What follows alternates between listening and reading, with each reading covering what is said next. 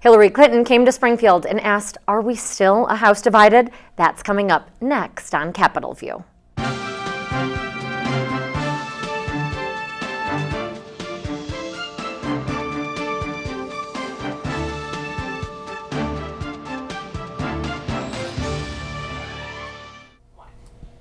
Roughly 150 years after Abraham Lincoln was at what is now known as the old state capitol in downtown Springfield, when Abraham Lincoln made that House Divided speech, well, it was often cited just this week by Democrats' presumptive nominee for president, former U.S. Senator and Secretary of State, Hillary Clinton. That on this week's program of Capitol View, and also another state funding task force. I'm Amanda Vinicky, the State House Bureau Chief for NPR Illinois, formerly known as WUIS Public Radio, and I'm joined by one of my colleagues there at the station. He's also a reporter for Illinois Issues, doing in-depth work in Illinois Edition. That's our radio program.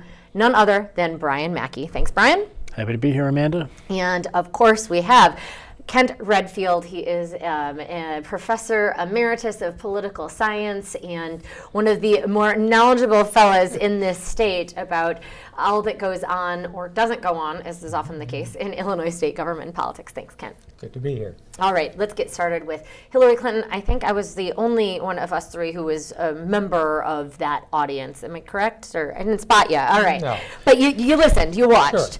Sure. So this comes, of course, after some harrowing and really traumatic tragedies, incidents, including a sniper attack that killed several police officers in Texas. That follows some more shootings, fatal shootings of black men at the hands of police. And really, we're at a precarious time, it seems, in the nation. And Hillary Clinton had a speech where she talked about it, and that was why it seems she went to the old state capitol, where not only did Abraham Lincoln give his address, but it was also where President Barack Obama announced that he was going to run for the nation's highest office back in 2007. She cited, as I noted, that House Divided address and said, "The challenges we face today don't approach those of Lincoln's time." But she did. She asked, "Are we still a House divided?" So, Kent?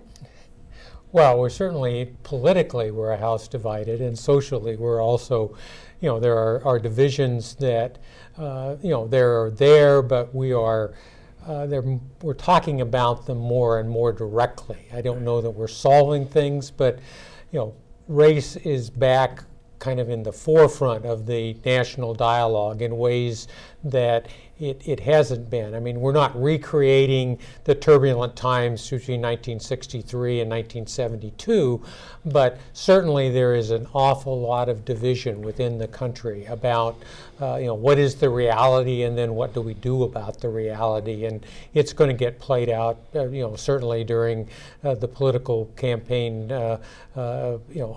particularly the presidential, between now and November. So, Brian, is this something that has arisen just because we are in a new age?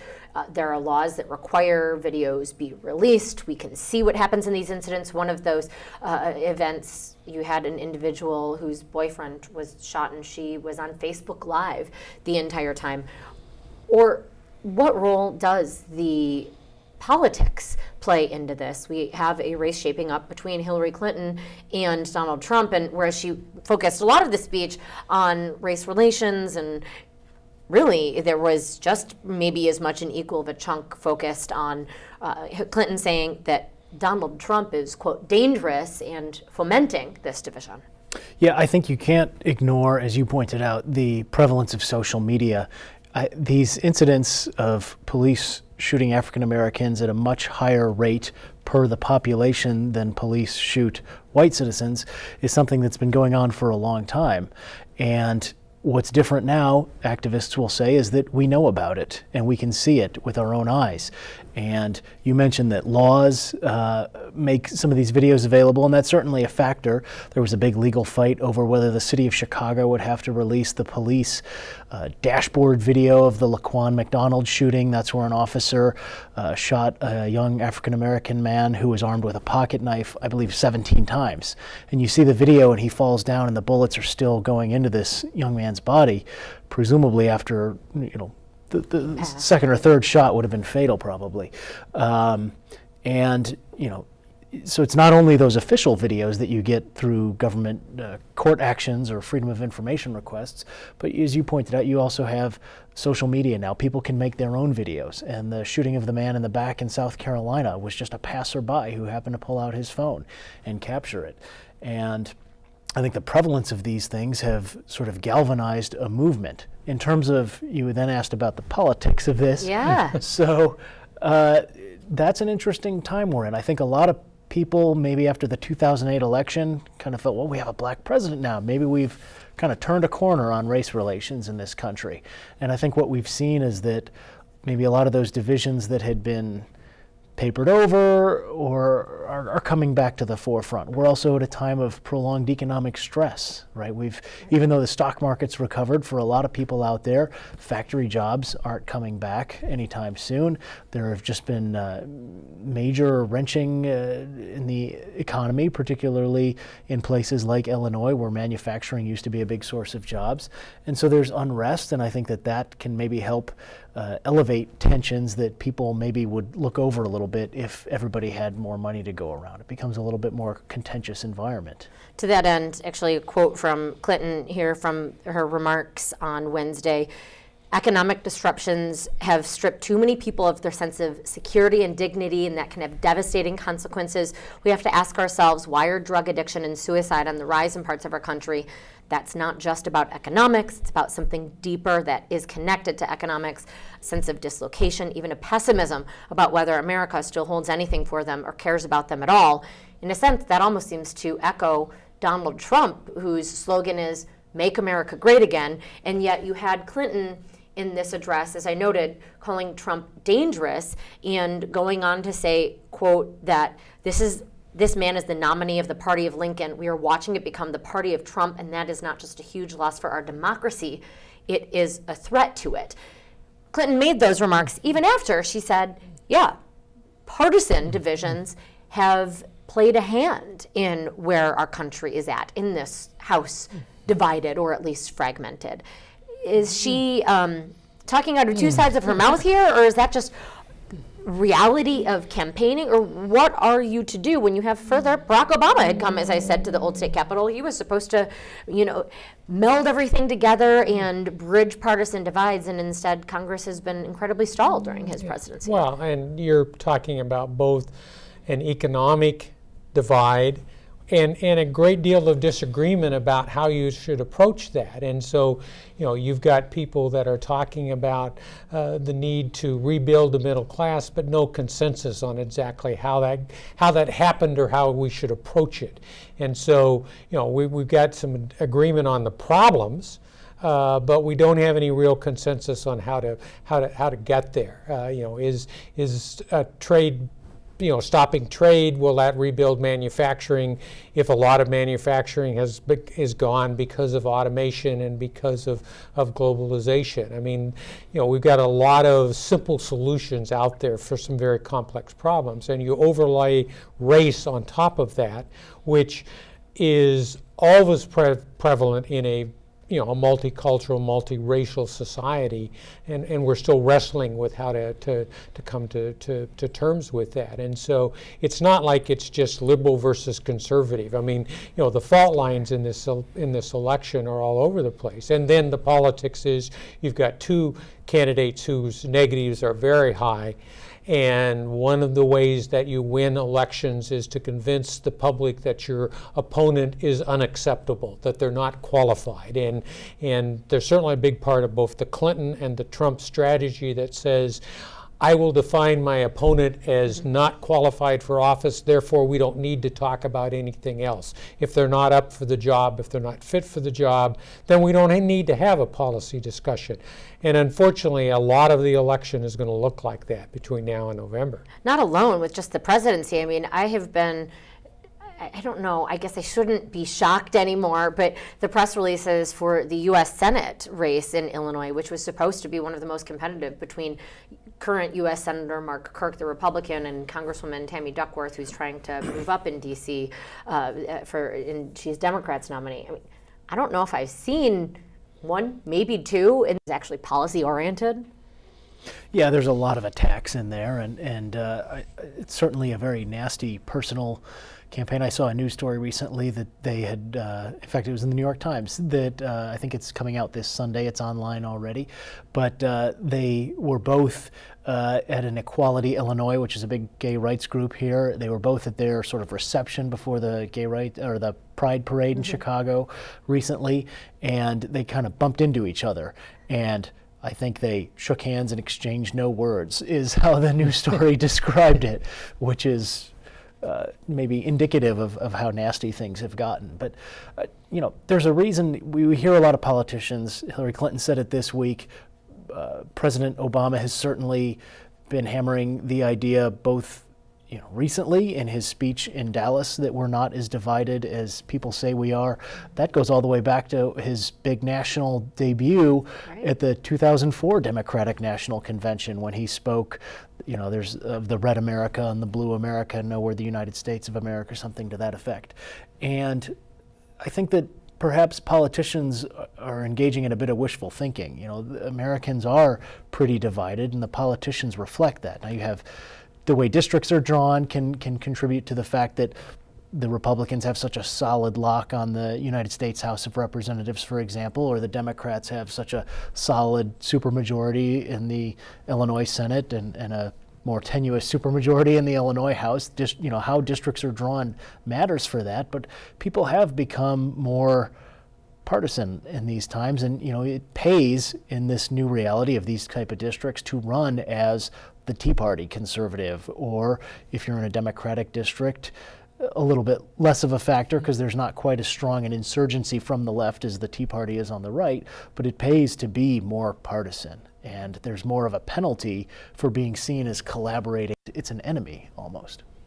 Well, and we'll get back to some more of those divisions as we move on to talk about the budget in just a little bit. Did want to add, however, when it comes to police relations and videotaping, dash cams and such, Illinois does have a law that passed prior to these most recent incidents that is beginning to take effect. And so Illinois, we haven't seen a ton of legislation introduced just yet because I believe legislators are still kind of watching and waiting to see how that much compromise talked about bill bears fruit. Right? The body cameras legislation. Yes. Yeah. Is there anything you want to add on that? Well, it's going to take time, and it was optional. I mean, it's an opt-in sort of system. It's not required. And it's not as though a lot of governments in Illinois have a lot of money right now to go around to fund this sort of thing. Part of the funding mechanism for this was based on fees on criminal defendants and people who get traffic tickets, and that's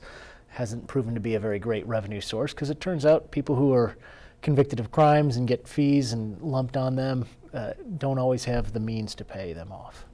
So it's a full set. So do we expect that either of you, make a quick prediction here, do we expect that there will be any legislation requiring police use dash cams now, or given the budget impasse and that didn't pass before, will Illinois lawmakers say hands off? It will take something more than this. It would still be talked about as an unfunded mandate until we get past the budget crisis, or until there is some kind of event that precipitates it specifically to Illinois. Then I don't think you're going to see any kind of movement to make it mandatory. So speaking of budget concerns, one of the holdups for getting a spending plan for the state was how do we fund our schools and how much money should be put into education? You have seen now in the stopgap budget that is signed into law and is finally in effect, schools are the one entity that got a full year's funding, and not just a full year's funding, it's like full year plus education funding on steroids, even as there isn't enough money for other needs. You saw hundreds of millions of dollars, particularly to Chicago public schools. That's after Senate Democrats had a task force. House Democrats had formed their own task force. Both were bipartisan in nature in terms of their members. Now, Governor Bruce Rauner says he has a new task force. Democrats are on board. They've appointed members. But Kent, you've been around a while. when was the first, how long has this education funding formula been in place, and how many different task forces have we had in the intervening period? This has been, since I got here in '75, this has been a constant feature of things in terms of, how do we go about moving this funding formula in terms of how we distribute money. And it always comes back to a question of, there are trade-offs, and that means winners and losers. And the only way to smooth that out, to make sure that everybody at least stays in the same place. And that's going to require more state money, and that's going to require a source of some point. And Edgar got very close, former Governor Edgar, with a plan to expand the sales tax, expand the income tax and lower the property tax. But it is something that there are regional conflicts. It's about how big the state's role is in funding education, and the ultimate winners and losers. It's hard to go to your voters and say, I really did a great thing for the state. However, half of the districts that I'm representing are going to get less money next year, but we really did something great for the people of Illinois. That's a hard, difficult political position. And so, and this is set to be report in February. So again, it doesn't have anything to do other than saying we're working on it as far as the election is concerned, and then it's right back in the middle of how are we going to get a budget and fund it, and what does this mean for me filing my nominating petitions in December, as the report comes in February. So I'm not hopeful, but at at some point, we do have to address it, but just like the entire state budget, we've spent... At some point. Yeah. Got to address it. So Brian, just briefly, what was the governor up to with this? Is it sheer PR, or do you expect anything new to come out of this commission that didn't come out of the... I don't know. It seems like at least a dozen others. Sure. I could probably say it feels like a score. Yeah, well, is it PR? I think you have to pretty much believe that almost everything that the governor or any other politician in Illinois does is in effect trying to help their messaging and their political strategy. Whether anything comes of this, I don't know. I'm not particularly optimistic based on the first days that we saw the governor announced his people he was appointing. It's his top education person, Beth Purvis, the Secretary of Education here in Illinois, the Lieutenant Governor, a couple of other people who come out of his administration, and one person who is a regional superintendent of schools. The House Speaker, who had, as you mentioned earlier, his own commission looking at education funding this year, which was in response to the Senate Commission or task force looking at education this year. funding. When we say lots of task forces, we are not joking. Yeah, no, it's a little ridiculous, but if all these task forces could just get together, you think, well, maybe we can come up with some solution. We're finally getting close. But the speaker pointed out that he would be sure to supply the governor's task force with all the information on his millionaire's tax, right? Which is seen as a very partisan thing that the speaker first floated when Bruce Rauner was still running for election. This idea would be you'd put a extra special tax on income over $1 million. Wonder who that could apply to in Illinois, aside from the speaker himself, some years, he says. But Kent's right. There's so many regional interests tied up with this. If you represent people on the north side, the north shore of Chicago, who are paying exorbitant property tax rates but have beautiful schools with swimming pools and theaters and multiple band programs and all this sort of stuff, then you don't want to see your money going to help the needy kids on the south side of Chicago or south suburbs of Chicago, for example. So until and unless there was enough money to go around that people didn't feel like they were losing out, that seems like you could maybe begin to change things. But as long as money is scarce, which it certainly is right now in state government, I wouldn't be optimistic about coming to some sort of grand bargain.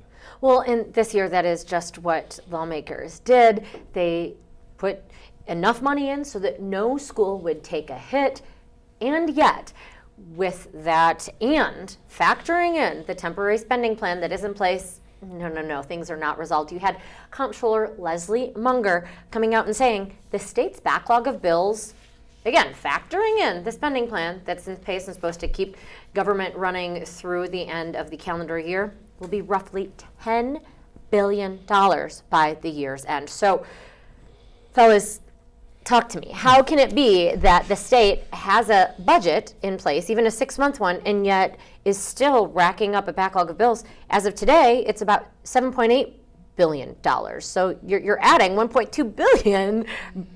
Yeah, and we were at 4.3 billion at the end of 15. So we're more than doubling it in these last 2 fiscal years. Clearly, the idea of a budget is you match revenue and expenditures. We can argue all about what we have or haven't done in the past, but clearly we don't have enough money to do what most people consider are the core things. And so we are running the credit card, and we've done a timeout to get us through the election. And then if the election doesn't change things one way or the other, we may just do a reset and be in January where we were in the 1st of July with no agreement on what we ought to spend or how we ought to finance it or what role the governor's turnaround agenda should play.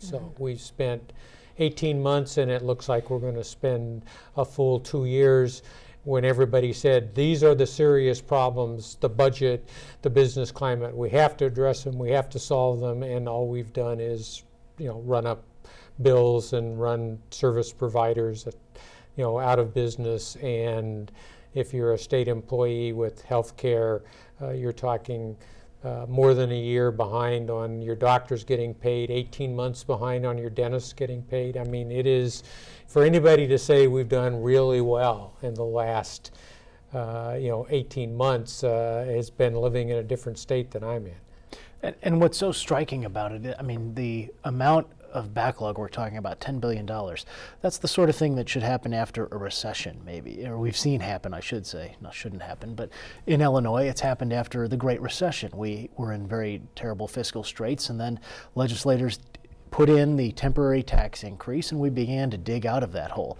And now we've basically come up with our own self-inflicted wound here. It's not as though there's a recession, so if you can imagine what's going to happen when there is the inevitable economic downturn. Things are only going to get worse until, as Kent pointed out, you have to match money in and money out. And that hasn't happened for so long. It's basically, we're borrowing against businesses that do work for the state. We're borrowing against the trash haulers that take trash away from prisons and state parks. We're borrowing against the physicians and dentists that treat state and university employees. And borrowing against legislators themselves, in a sense. They just recently got their paychecks from April, but the comptroller says they're going to have to keep on waiting for May and June. They're at the back of that stack.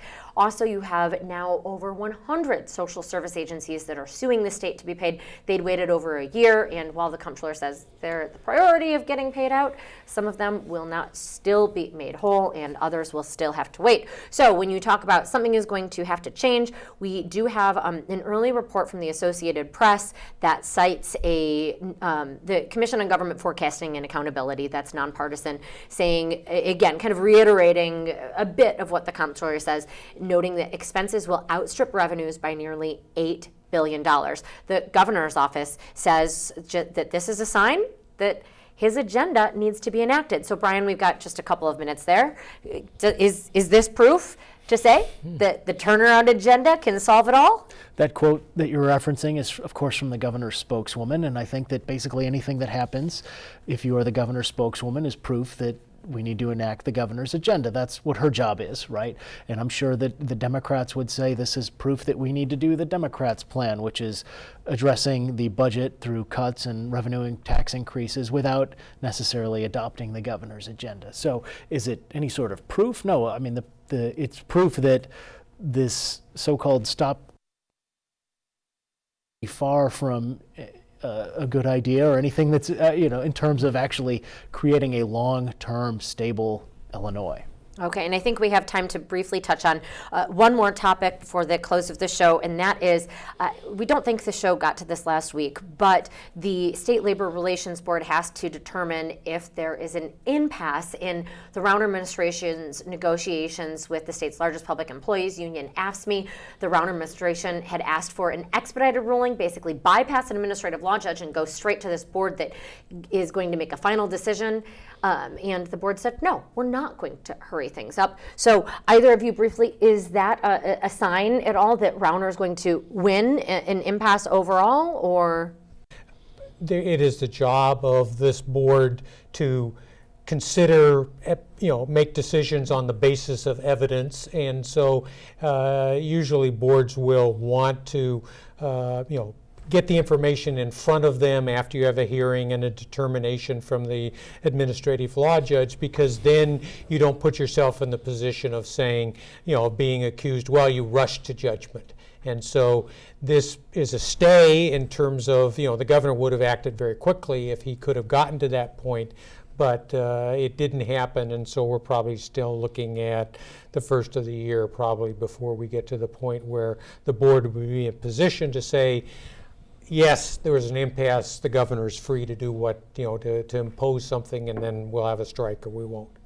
As we close the show, I'll also add that the governor signed an executive order this week that is meant to increase the number of minority and female businesses that the state contracts with. And with that, it is all that we have time for this edition of Capitol View. Of course, you can find us on Facebook at Capitol View Politics. Thanks so much to NPR Illinois' Brian Mackey, and to the University of Illinois Springfield political scientist Kent Redfield. I'm Amanda Vinicky, and until next time, thanks.